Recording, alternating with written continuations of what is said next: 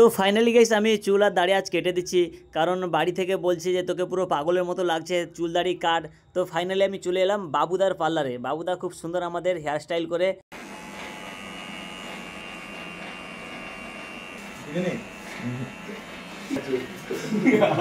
তো গাইস আমি ভেবেছিলাম যে একটু চুল দাড়িগুলো একটু বড় স্টাইলের করব, কিন্তু বাড়ি থেকে যে পরিমাণে আমাকে বলতিছে, তো সেই জন্য আমি চুল দাড়িগুলো কাটতে বাধ্য হলাম।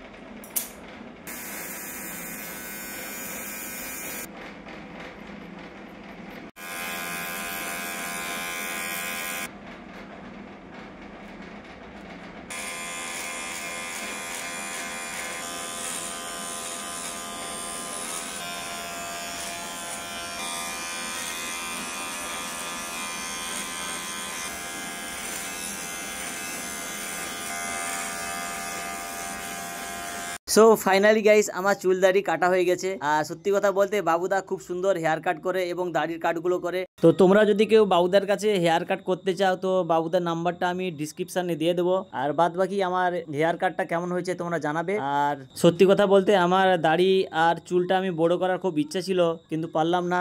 যাই হোক, তোমরা আমার ভিডিওগুলিকে লাইক করো, কমেন্ট করো এবং শেয়ার করো, কারণ তোমাদের ভালোবাসা আমাকে নতুন নতুন ভিডিও করতে অনুপ্রাণিত করে। তো রাখছি, বাই বাই, টেক কেয়ার।